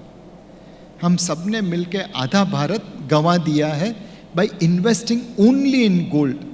उसमें सिल्वर, डायमंड और पर्ल ऐड कर लो तो आप अनुमान लगा सकते हो कि हमने कितना भारत खो दिया है। ये सारी कहानी में अपना रिस्क क्या है? आई डोंट थिंक सो हमें दुनिया से उतना डर है। ऑयल प्राइस ऊपर जाएगी, थोड़ा पेन होगा, मैनेज कर लेंगे। फेड ब्याज की दरें बढ़ाएगा, थोड़ा पेन होगा, मैनेज कर लेंगे। फेड, ऑयल, जियोपॉलिटिकल, ये सारी चीज़ें हमारी ग्रोथ में स्पीड ब्रेकर बनेगी, यू टर्न नहीं मरवाएगी। हमारे लिए सिर्फ एक ही डर है, risk of self call. Singur का नाम आपने सुना होगा। टाटाज भारत का सबसे अच्छा इंडस्ट्रियल हाउस, एंड शायद आप लोगों को पता है टाटा और नागपुर का रिश्ता। जमशेदजी टाटा की पहली कमर्शियल वेंचर एम्प्रेस मिल नागपुर में हुई थी। यहाँ से टाटा का एम्पायर चालू हुआ। वो सिंगूर गए, 5 साल मेहनत की, फैक्ट्री नहीं लगा पाए, बोरिया बिस्तरा लेके निकलना पड़ा। आज सिंगूर में क्या है? न जॉब है, न डेवलपमेंट है, न ग्रोथ है। और जो बैंक्स ने टाटा के बिजनेस की आशा में ब्रांचेस खड़ी की थी, सब डाउनसाइज कर रहे हैं। जो लोगों ने टाटा को धक्के मार के निकाला, वो आज भगवान से प्रार्थना करते हैं कि टाटा वापस आ जाए। लेकिन एक बार टाटा ने टाटा कर दिया तो फिर खुद की बात भी नहीं सुनते। उसके सामने साणंद है। जब टाटा बोरिया बिस्तरा बांध रहे थे तो कहते हैं रतन टाटा को सुस्वागतम या वेलकम करके एक SMS आया। वो गुजरात साणंद पहुंच गए, जमीन मिली, पावर कनेक्शन मिला, अप्रूवल मिली। 18 महीने में नानो गाड़ी निकलने लगी। आज साणंद क्या है? जॉब्स है, ग्रोथ है, डेवलपमेंट है, बैंकों की डिपॉजिट भरी पड़ी है। साणंद सिंगापुर नहीं बना, बट उस रोड पे चल पड़ा है। अगर पूरा भारत साणंद मॉडल अपना ले तो हमें कोई रोक नहीं सकता, और पूरा भारत सिंगूर मॉडल अपना ले तो हमें कोई बचा नहीं सकता। उम्मीद करते हैं कि भारत साणंद मॉडल को अपनाएगा। और आज बंगाल में भी परिवर्तन देखने को मिल रहा है। वहाँ पे भी वाइब्रेंट बंगाल समिट होती है। बिजनेस को, इंडस्ट्रीज को एनकरेजमेंट दिया जा रहा है। इन द पास्ट हमने बहुत सेल्फ गोल किए हैं, बहुत सारी मैच जीतते जीतते हारे हैं। उम्मीद है कि इस बार सेल्फ गोल नहीं करेंगे, इस बार गोल करेंगे। भारत की स्टोरी का 10 साल के बाद क्या नतीजा हो सकता है? रिटर्न कुछ इस तरह हो सकते हैं। यह मारुति सुजुकी के स्टॉक प्राइस का परफॉर्मेंस है डॉलर टर्म्स में। 2003 में मारुति लिस्ट हुई। 20 साल में बहुत उतार चढ़ाव देखे, बट इन 20 सालों में मारुति के स्टॉक ने जो रिटर्न दिया है वो सारी Japanese automobile company Honda, Toyota, Nissan और मारुति का बाप सुजुकी उससे ज़्यादा है। सारी German automobile company Mercedes Benz और वॉक्सवैगन से ज़्यादा है। कोरियन कंपनी ह्युंडई से ज़्यादा है। अमेरिकन कंपनी जनरल मोटर्स और फोर्ड से ज़्यादा है। हमारे में कहावत है, बाप करता बेटो सवायो, बेटा बाप से बड़ा होता है। मारुति ने वो प्रूव करके दिखाया है। वो भारत में सुजुकी पूरी दुनिया में जितनी गाड़ी बेचता है उससे ज़्यादा गाड़ी बेच के दिखाता है। हर भारतीय कंपनी मारुति की तरह अपने कॉम्पिटिटर से ज़्यादा रिटर्न दे पाएगी ओवर नेक्स्ट 10, 15, 20 ईयर्स। अपनी पेरेंट कंपनी से बड़ी बन के दिखाएगी ओवर नेक्स्ट 10, 15, 20 ईयर्स। ये भारत की ग्रोथ स्टोरी का रिवॉर्ड है। इसके लिए आपको लॉन्ग टर्म निवेश करना जरूरी है। न क्रिप्टो, न FNO, न गेमिंग, न लॉटरी, सिर्फ SIP। इसमें रिस्क क्या है? ये मारुति की फैक्ट्री में से लिया हुआ फोटो है। ज़्यादातर तो वो गाड़ियाँ बनाते हैं, बट कभी कभार लेपर्ड आ जाता है, तो गाड़ियाँ बनाना बंद करते हैं, लेपर्ड को पकड़ते हैं, वाइल्ड लाइफ अथॉरिटीज़ को बुलाते हैं, उसको ट्रैंक्विलाइज करते हैं और जंगल में वापस भेज देते हैं और फिर गाड़ी बनाना चालू करते हैं। ऐसे लेपर्ड होंडा टोयोटा की जापानीज फैक्ट्री में नहीं आते, इसलिए उनके शेयर्स रिटर्न भी नहीं देते। लेपर्ड की एक्साइटमेंट सिर्फ मारुति की इंडिया फैक्ट्री में है, तो शेयर्स भी रिटर्न देते हैं। मार्केट भी कुछ बस इसी तरह है। कभी 2020 में कोविड के रूप में लेपर्ड आ जाता है, कभी 2008 में ग्लोबल क्राइसिस के रूप में, कभी 2013 में टेपर टेंट्रम के रूप में। उस समय आप लेपर्ड से संभाल पाए अपने आप को, तो आपके लिए भारत में रिटर्न ही रिटर्न है। लेपर्ड से बचना जरूरी है और इसीलिए थिंक का सहारा लेना जरूरी है। ये भारत की ग्रोथ स्टोरी है। आज ऑलमोस्ट ऐसा लग रहा है कि सारे सितारे भारत के लिए अलाइन हो रहे हैं। रास्ता कठिन जरूर है, बट जैसे चंद्रयान 3 सारी कठिनाई पार करके चंद्र पे पहुंच गया, वैसे ही भारतीय इकोनॉमी अपनी सही जगह पे पहुंच जाएगी। 2014 में दुनिया की 10वें नंबर की इकोनॉमी थे, 2030 तक हम दुनिया की 3रे नंबर की इकोनॉमी बन जाएंगे। 16 सालों में 7 रैंक जंप करेंगे और उसके बाद 3रे से दूसरी और भगवान ने चाहा तो 2रे से पहली इकोनॉमी दुनिया में अमृतकाल तक बन पाएंगे। Thank you. Thank you Nilesh भाई।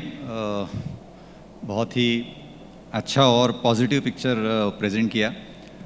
और एक 15 मिनट हमारे पास है क्वेश्चन आंसर सेशन के लिए, तो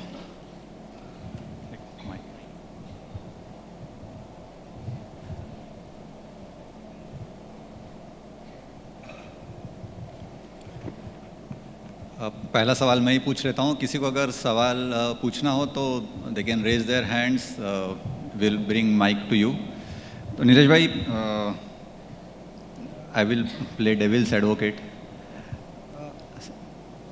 is it that because we are in India there is a bias towards India? क्योंकि आज हम यहाँ बैठे हैं तो as an Indian we should be proud of what we are doing. Does that mean कि कहीं तो भी वो हमारा थिंकिंग क्लाउड हो जाता है कि नहीं, हमें इंडिया में ही इन्वेस्ट करना चाहिए, मतलब लॉन्ग टर्म ग्रोथ स्टोरी सही में वैसा आएगा क्या नहीं आएगा? तो कहीं वैसा तो नहीं है? पराग भाई, हमारी संस्कृति में कहा है आप जैसा सोचते हो वैसा होता है। विदेशी संस्कृति में इसे पावर ऑफ पॉजिटिव मैनिफेस्टेशन कहते हैं।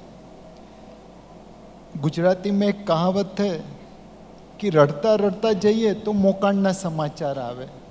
अगर आप रोते रोते जाओगे तो न्यूज़ हमेशा खराब ही मिलेगा। एक बैट्समैन है लाइक महेंद्र सिंह धोनी, वो वर्ल्ड कप फाइनल में श्रीलंका के सामने गए।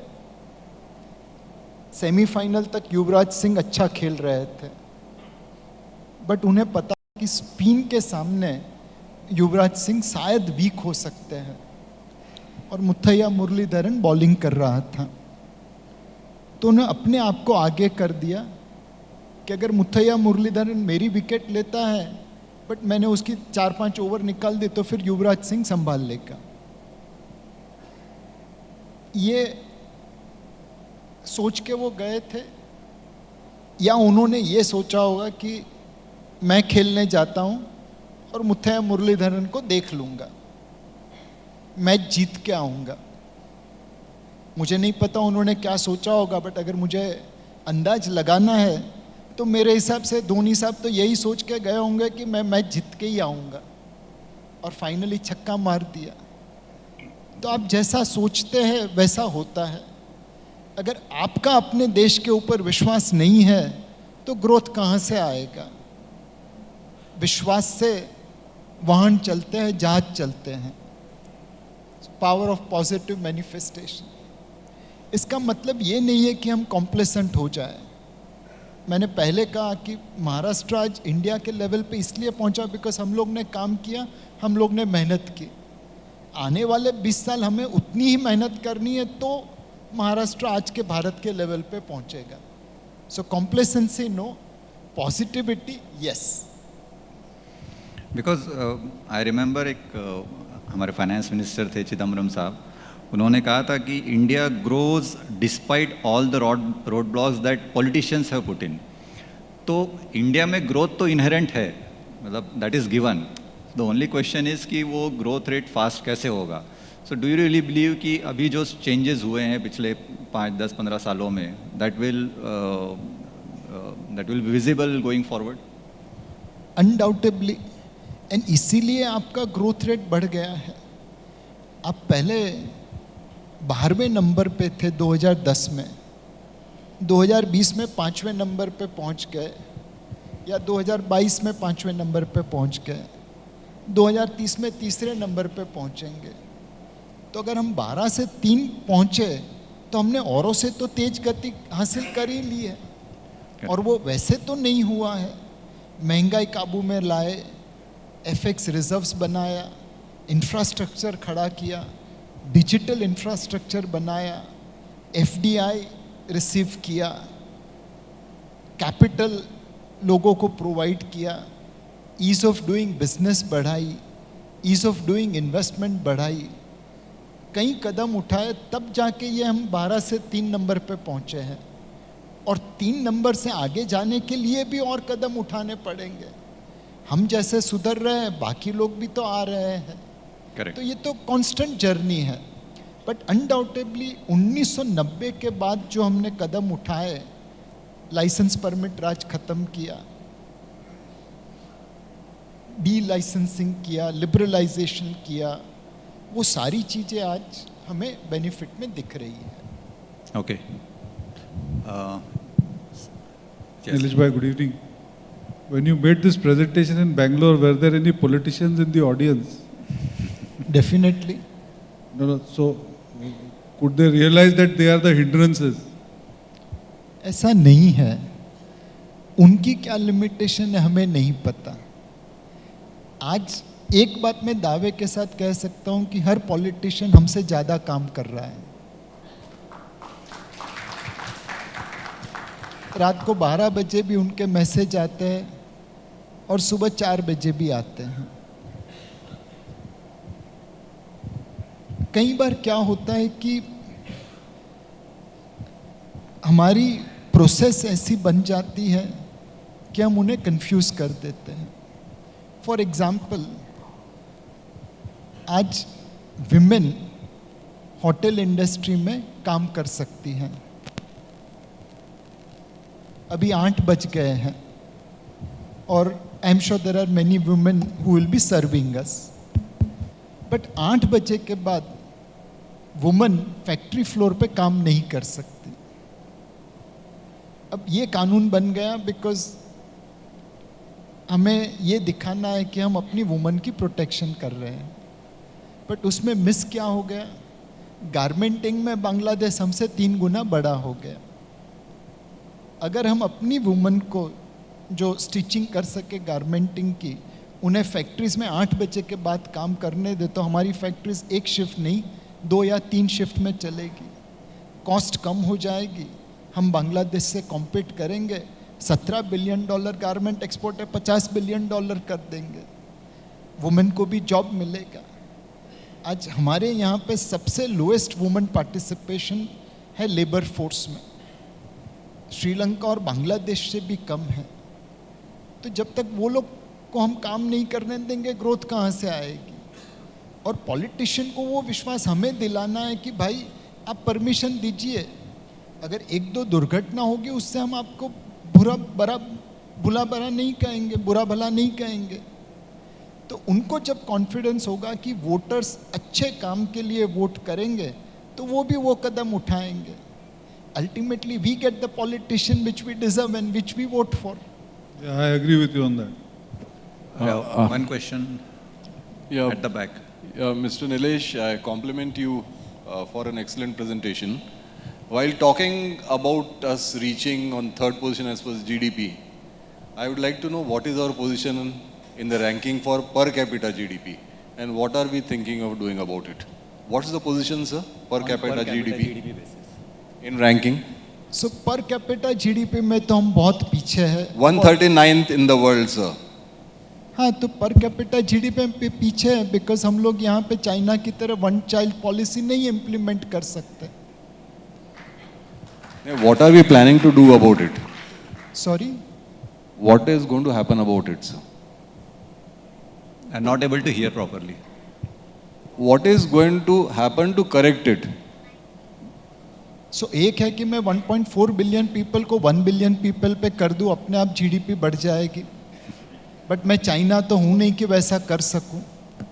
सो मेरे पास कोई चॉइस नहीं है बट 3.7 ट्रिलियन डॉलर जीडीपी को 37 ट्रिलियन डॉलर कर दूं. एंड ऑलरेडी भारत में बर्थ रेट और डेथ रेट ऑलमोस्ट इक्वल होने लगी है. तब 1.4 बिलियन से 2.8 बिलियन नहीं होंगे, 1.55 पे अटक जाएंगे. और 3.7 ट्रिलियन को मैं 37 ट्रिलियन कर दूं तो अपने आप $10,000 पर कैपिटा जीडीपी कर पाऊंगा. सो हमारा काम है केक को बड़ा करना. सबके हिस्से में कोई ना कोई पीस तो आ ही जाएगा. So let's expand the GDP and try to make it equal.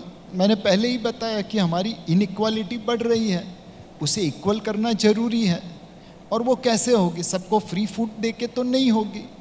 उसके लिए हमें जॉब्स खड़े करने हैं, डेवलपमेंट खड़ी करनी है, ग्रोथ खड़ा करना है. Okay. नीलेश, हेलो. कहाँ? अत्रे sir.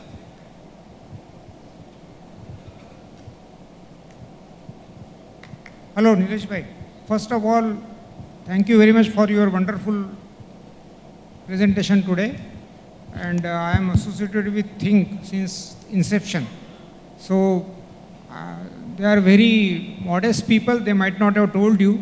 They have seen very Parag and Ranjit. They have seen very ups and downs and invited criticism also when they were shy enough to invite investment and all that. I am not going to question you anything. Just I want that further elaboration on 2 points. एक जो आपने कहा अभी जैसे 22 साल के ऊंचाई पर इंटरेस्ट रेट्स है यूएस में, तो क्या इसका असर हमारे यहाँ जो एफडीआई आएगा उस पर होगा? तो उसको हम कैसा कोप अप करेंगे? एक. दूसरा, आपकी जो कैपेसिटी है, you are wearing many hats. So my second question is regarding your advisory capacity as to the Prime Minister. हमारे यहाँ जो प्राइवेट कैपेक्स ग्रो होना चाहिए था, ये स्पेसिफिकली मैं पिछले 4 सालों की बात कर रहा हूँ. अभी मुझे पता है कि आपका कंट्रीब्यूशन उसमें बहुत बड़ा है, PLI scheme and all that. Despite that the private capex is not growing. ये 2 विषय पर जरा आप थोड़ा एलाबोरेट कर दीजिए. श्योर. सो प्राइवेट कैपेक्स क्यों इतना पिकअप नहीं हुआ?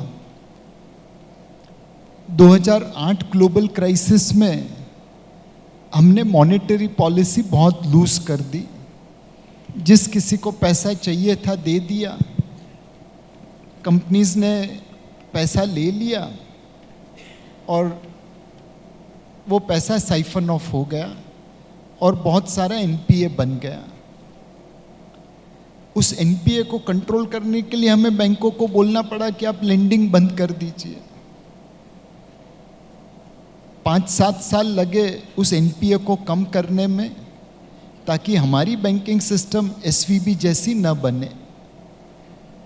अगर आपकी सबसे दिग्गज बैंक क्रेडिट नहीं देगी तो कैपेक्स कहाँ से होगा? कॉर्पोरेट क्षेत्र में भी लोग अपना घर ठीक करने लगे. वहाँ से बाहर निकले तो कोविड आ गया. कैपेसिटी यूटिलाइजेशन बहुत सारे क्षेत्र में आधे से कम हो गया।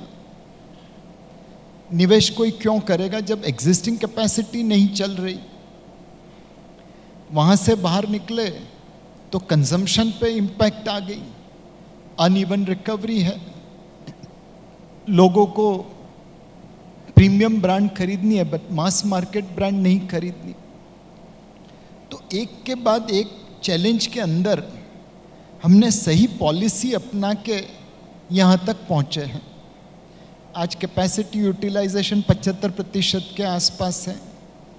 कंपनी साल का 12 लाख करोड़ का कैश फ्लो जनरेट कर रहे हैं, 3-3.5 लाख करोड़ का डिविडेंड है, बाकी पैसा निवेश में लगा सकते हैं। आज निवेश की लीड टाटा, बिरला, अंबानी, अडानी ले रहे हैं, कल उसकी लीड नीचे आ जाएगी। स्टार्टअप इन्वेस्टमेंट कर रहे हैं बट लिस्टेड कंपनी में दिखता नहीं है।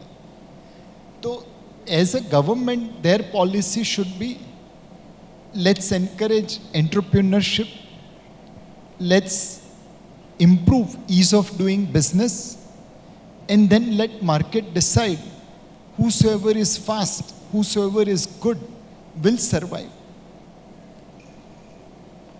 Your first question was related to? Your first question was? Interest rate and FDI. Yeah.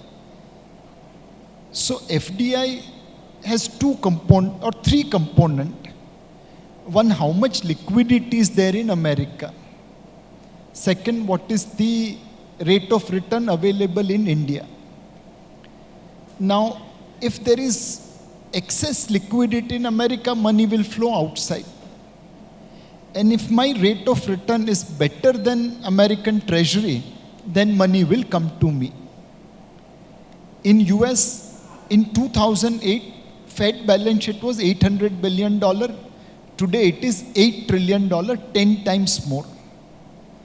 Fed interest rate बढ़ा रहा है, but liquidity कम नहीं कर रहा।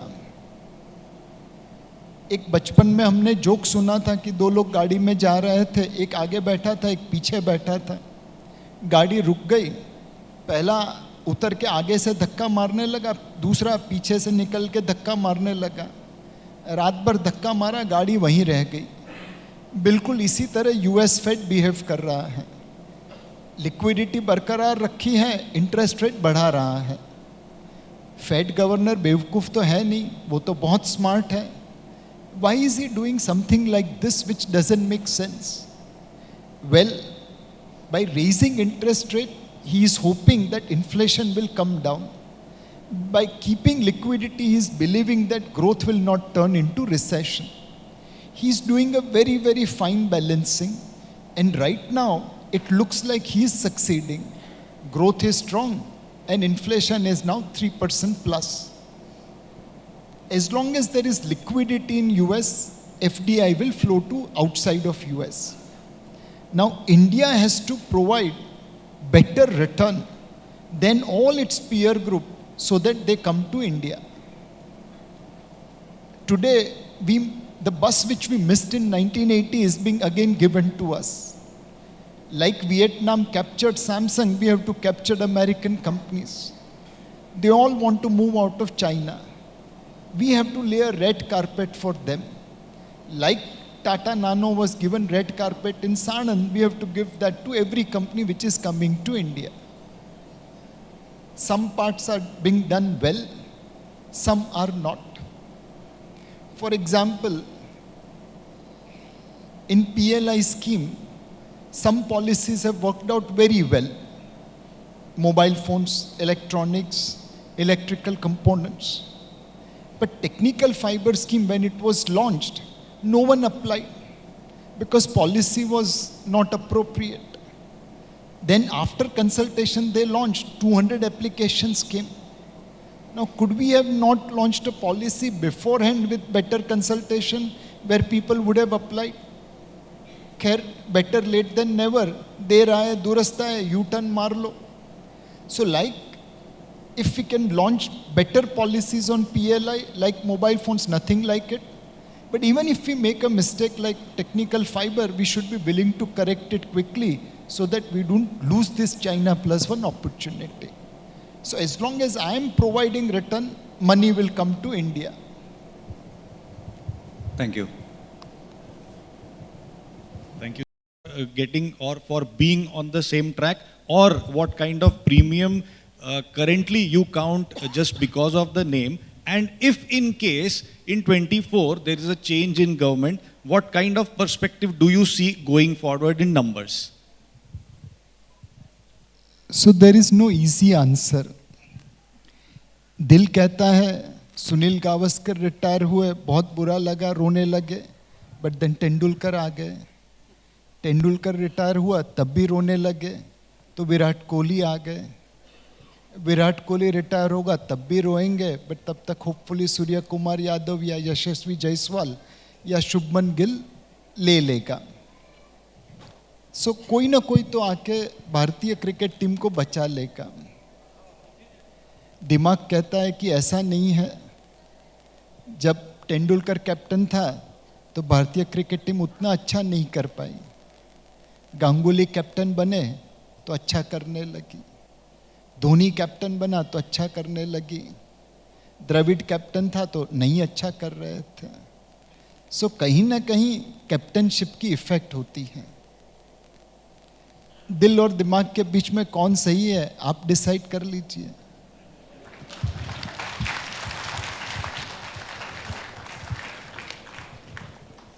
We have time for just 2 more questions. So May I, Parag? we can take later also. Parag, may I? Yeah, please go ahead. Sir, how insulated is our economy from global crisis? And as investors, shall we take it as opportunities like what COVID showed us? So we are not insulated from global economy because we are part of global economy. But Covid में अगर आपने योगा करके, exercise करके, breathing करके अपने आप को सुदृढ़ कर दिया, तो जब कोविड आया तो आपको खाली आइसोलेट होना पड़ा, वेंटिलेटर पे नहीं जाना पड़ा. तो ये जो सारे कदम हम उठा रहे हैं, एफएक्स रिजर्व एफएक्स डेट से ज़्यादा हो, इंफ्रास्ट्रक्चर बना पड़े, ईज ऑफ डूइंग बिजनेस बढ़े, महंगाई काबू में रहे, एक्सेसिव एनपीए न खड़ा करे, ये सारी चीज़ों की वजह से जब कोविड हमें आएगा, हम आइसोलेशन में जाएंगे, थोड़ा बुखार होगा, एक पैरासीटामोल लेंगे, ठीक हो जाएंगे, वेंटिलेटर पे पहुंचने की ज़रूरत नहीं पड़ेगी. बट बुखार तो आएगा और पैरासीटामोल लेना पड़ेगा और शायद आइसोलेशन में भी कुछ दिनों के लिए जाना पड़ेगा. सर, एक सवाल ये है कि डाइवर्सिफिकेशन के लिए बहुत सारे ग्लोबल फंड्स आ रहे हैं, जैसे कोटक का भी है, बाकी एएमसीज के भी अवेलेबल है. तो ये ज़रूरी है क्या इंडियन इकोनॉमी के लिए, where as we have many more options in our India itself? तो ये ज़रूरी है कि ग्लोबल फंड्स का एक्सपोजर लेना? सो हमारा ग्लोबल फंड का एक्सपीरियंस काफ़ी बुरा रहा है. हमने जब भी ग्लोबल फंड्स लॉन्च किए, परफॉर्मेंस काफ़ी ख़राब रहा. तो इन द हाइंडसाइट नहीं लॉन्च करते तो अच्छा रहता. बट उस समय क्या सोच के लॉन्च किया? एक, भारत के 2 नास्टी नेबर है, चाइना और पाकिस्तान. कल को उठ के वो लोग कुछ गड़बड़ करे तो जो पैसा आपका बाहर लगा है वो आपको प्रोटेक्ट करेगा. सो डाइवर्सिफिकेशन जरूरी है. 80-85% मैं भारत में रखूँगा बिकॉज मुझे लगता है भारत अच्छा करेगा. बट 10-15% बाहर रखूँगा चाइना और पाकिस्तान जैसे जोग्राफिकल, पॉलिटिकल, जियोपॉलिटिकल रिस्क के लिए. दूसरा, ऐसे बहुत सारे बिजनेस है जो बाहर की दुनिया में मिलते हैं, यहाँ पे नहीं मिलते. फॉर एग्जाम्पल, एक भी भारतीय pharma company basic drug research नहीं करती. बाहर की दुनिया में कैंसर का नया ड्रग इन्वेंट करने वाली, डिस्कवर करने वाली कंपनी मिल जाती है. अमेज़ॉन जैसी कंपनी भारत में नहीं है, गूगल जैसी कंपनी भारत में नहीं है, फेसबुक जैसी कंपनी भारत में नहीं है. तो मुझे ऐसे बिजनेस में निवेश करने का मौका मिले जो भारत में नहीं है. तीसरा, बहुत सारे लोग यहाँ पे अपने बच्चों को पढ़ाई के लिए बाहर भेजना चाहते हैं। अगर आपका खर्चा डॉलर में है तो थोड़ी एसेट डॉलर में खड़ी करनी ज़रूरी है। तो ये सारी चीज़ों को देख के हमने ग्लोबल फंड लॉन्च किए।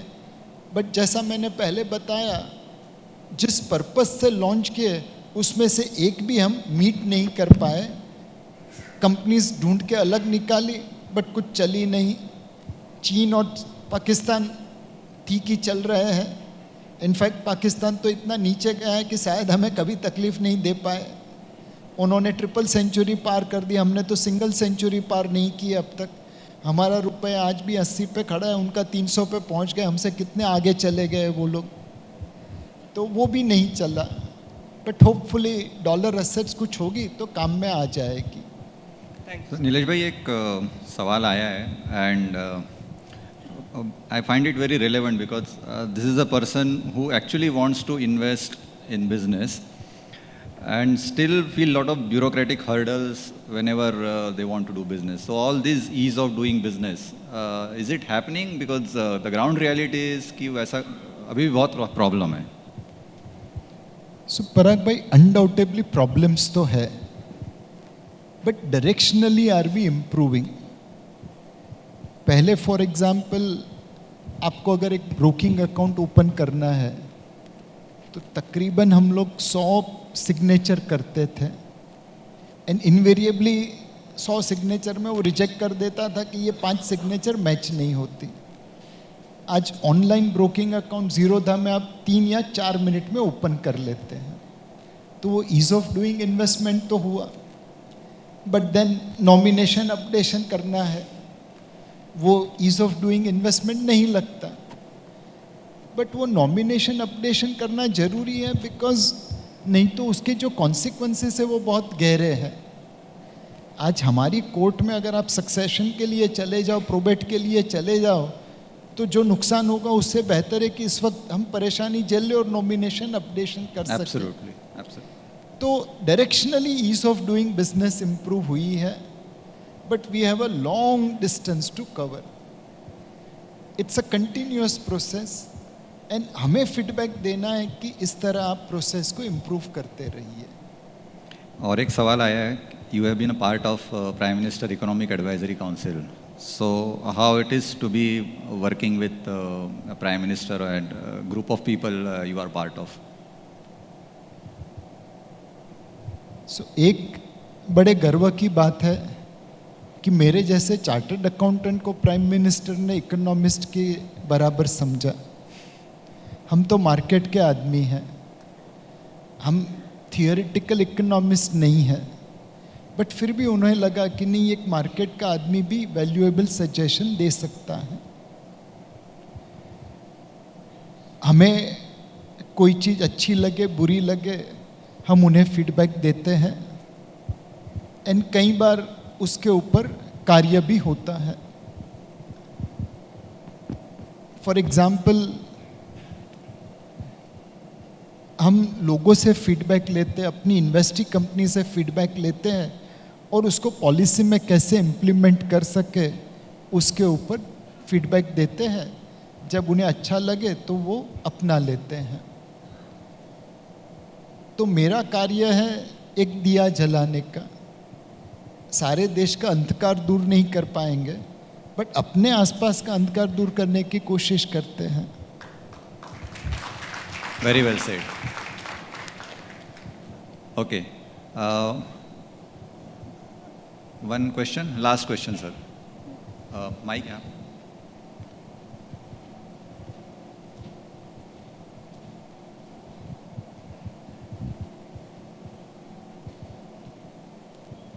सर नमस्कार। मेरा सवाल, आपका बहुत बढ़िया निवेदन मैं सुन रहा, मुझे बहुत अच्छा लगा और थिंक का मैं बहुत आभारी हूँ आपको बुलाने के बारे में। ये सही में भाग्य विधाता हो जाएगा। लेकिन मेरा एक सवाल है, 60 से 70 या 75 के बीच के लोगों के लिए जो कठिनाई आती है इन्वेस्टमेंट में, उसके लिए है। हम लोग बैंक में इन्वेस्ट करते हैं, अब प्राइवेट बैंक के, हेलो, हाँ सर बोल सकता हूँ।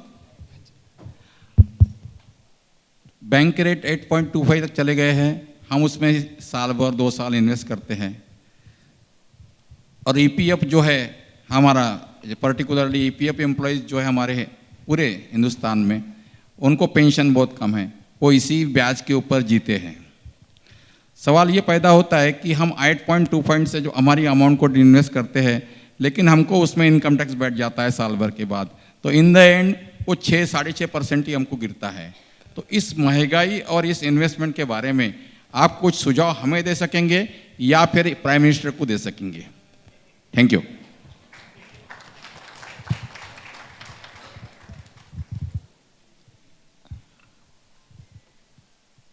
भारत में कान ऐसे पकड़ने की प्रथा है, ऐसे पकड़ने की नहीं है।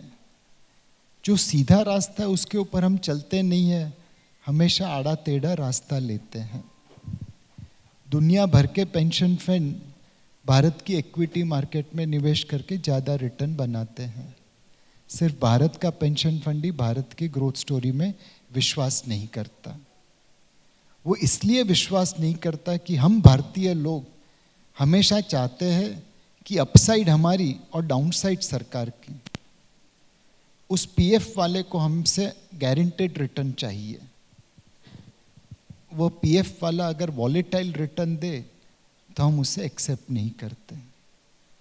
अगर पेंशन फंड ईपीएफओ इक्विटी में निवेश करता तो आज 16 से 20% रिटर्न दे सकता था।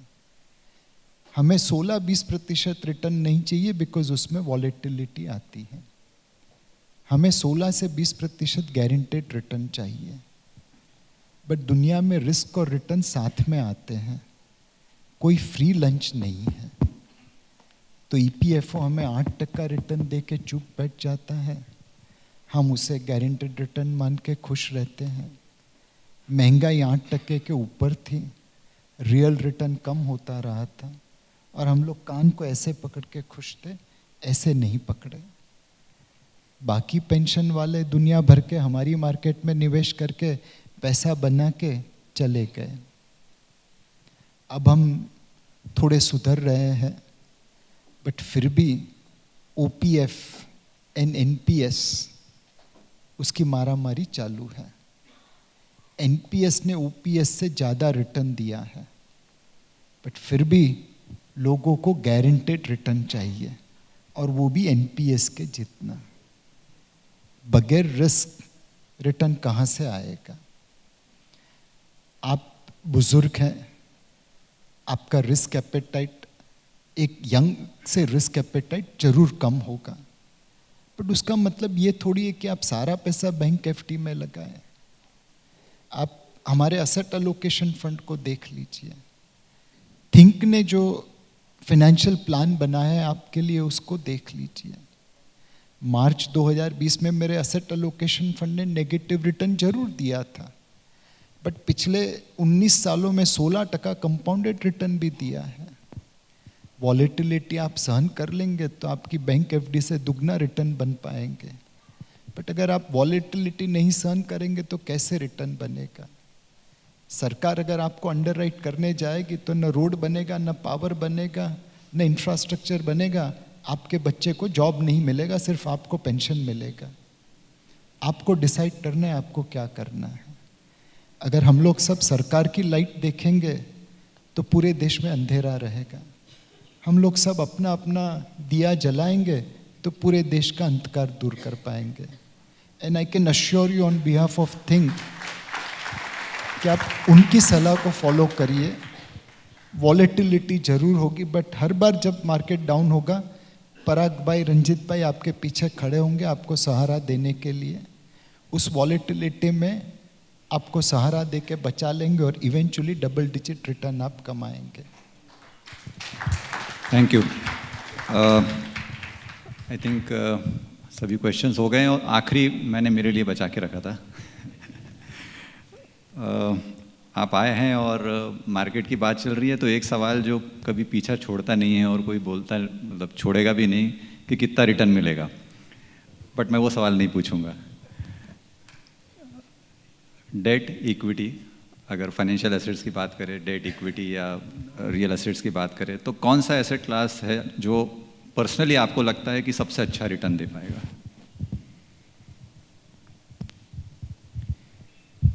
पराग भाई, महाभारत आपने पढ़ा होगा,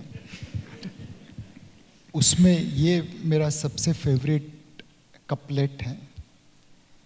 युद्ध की शुरुआत के पहले कृष्ण भगवान दुर्योधन के खेमे में जाते हैं और उसे मनाने की कोशिश करते हैं कि तू पांडव को सिर्फ 5 गांव दे दे और ये युद्ध रुक जाएगा। दुर्योधन कहता है मैं सुई की नुक के बराबर जमीन भी नहीं दूंगा।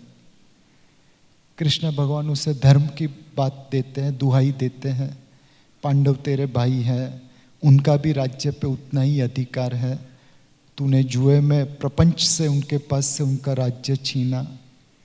दुर्योधन नहीं मानता। भगवान कृष्ण उसको मनाने की लगातार कोशिश कर रहे हैं और फिर दुर्योधन भगवान कृष्ण को कहता है जानामि धर्मम नच में प्रवृत्ति, जानामि अधर्मम नच में निवृत्ति। ओ भगवान कृष्ण, आप क्यों अपना समय बर्बाद कर रहे हैं मुझे ये समझाने के लिए धर्म क्या है? मैं धर्म के रास्ते पे चल ही नहीं सकता। और मुझे ये मत बताइए अधर्म क्या है। मुझे पक्का मालूम है मैं अपने भाइयों के साथ अन्याय कर रहा हूँ, बट मैं उसे छोड़ नहीं सकता। हमारे सब में एक दुर्योधन बसा है, मेरे में भी है, आप में भी है। रात्रि भोजन नहीं करना चाहिए मुझे मालूम है, बट यहाँ से बाहर निकलूंगा खाना खा लूंगा। जंक फूड नहीं खाना चाहिए मुझे पता है। आज बीवी साथ में नहीं है, आपको लगता है मैं क्या करूंगा? पराग भाई, हमारे लिए जो सबसे ज्यादा जरूरी है अपने दुर्योधन पे काबू पाना। कलयुग है इसलिए कृष्ण भगवान तो आने वाले हैं नहीं, हमें ही अपने दुर्योधन के ऊपर काबू पाना है। पूरा नहीं, थोड़ा सही। और ये कैसे संभव होगा? Self realisation, investment in self. How do I keep on becoming a better person than yesterday?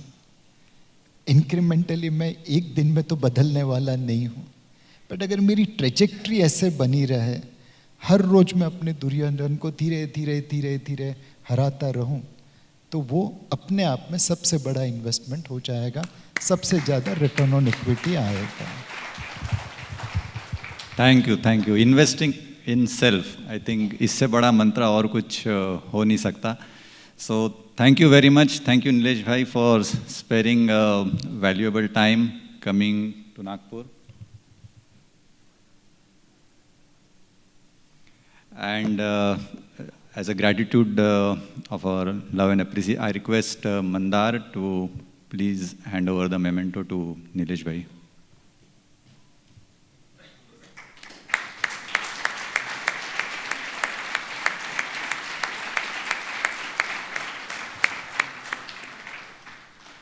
And before we conclude, honestly हम लोगों ने सोचा नहीं था कि इतने ज़्यादा पैमाने पे आप लोग आएंगे।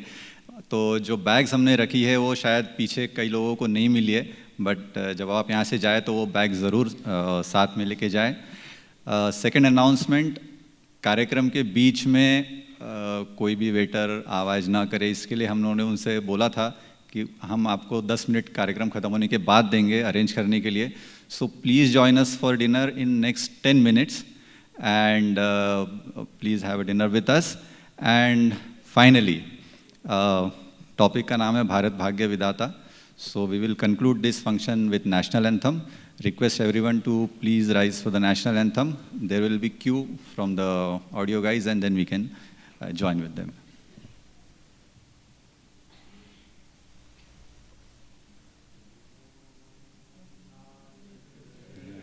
भारत भाग्य विधाता, पंजाब सिंध गुजरात मराठा द्राविड़ उत्कल बंगा, विंध्य हिमाचल यमुना गंगा उच्छल जलधि तरंगा। तव शुभ नामे जागे, तव शुभ आशीष मांगे, गाए तव जय गाथा। जन गण मंगलदायक जय हे भारत भाग्य विधाता। जय हे जय हे जय हे जय जय जय जय हे जय। थैंक